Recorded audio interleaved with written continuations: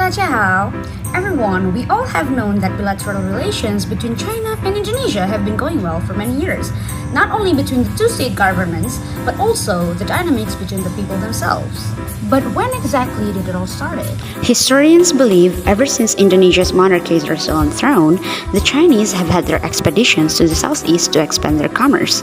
Pramudian Antar even stated in one of his books that during those times, the Chinese people has coexisted along with locals and gradually formed the Chinese-Indonesian community as we have right now.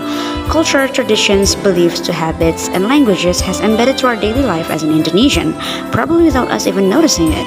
As simple as our daily transactions, when we're about to buy something, it is very casual for the seller to throw out random nominals such as ceban, gocap, cepe, goceng, and so on.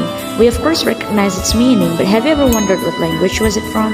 As most of Chinese-Indonesian descendants are from the Hokkien tribe, it is inevitable that most of our languages are absorbed from the Hokkien language. Exactly what happens with these words. Goceng means 5,000, where its origin is from the word go that means 5 and cheng as in thousands. Ceban, chap in Hokkien means 10 and ban is used to count tens of thousands.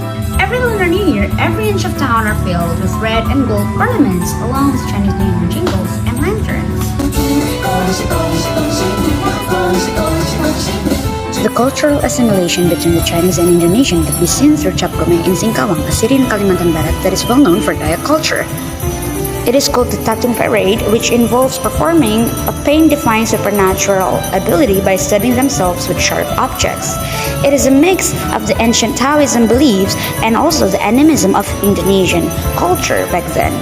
Clearly shows how the Chinese dynamics with Indonesia are tightly bonded for centuries, as it is accepted and blended naturally here in the community. Although it may be shown that the two live in such harmony, unfortunately there are still a few people that has a certain stereotypes towards Chinese and Chinese-Indonesian themselves. Well, most of the stereotypes revolves around the exclusivity of the Chinese-Indonesian community, since they all tend to live in a luxurious closeted residence, minimizing engagement with the locals. Though it is, of course, understandable since the 98 tragedy has left a huge wound and trauma, where hundreds of them were murdered, raped, and even their houses and business were burnt down. This sort of disharmony just shows how much the government's actions influences its people. Societal dynamics isn't solely based on public's interpersonal interactions, but also the government itself, whether or not they can keep peaceful nuance within their citizens and build a strong sense of intimacy instead of disruption. As a citizen, I deeply hope for a day where stereotypes and segregations are no longer a problem for Indonesia. Bineka Tunggal Ika, the unity and diversity as a reality and not just mere sentiments.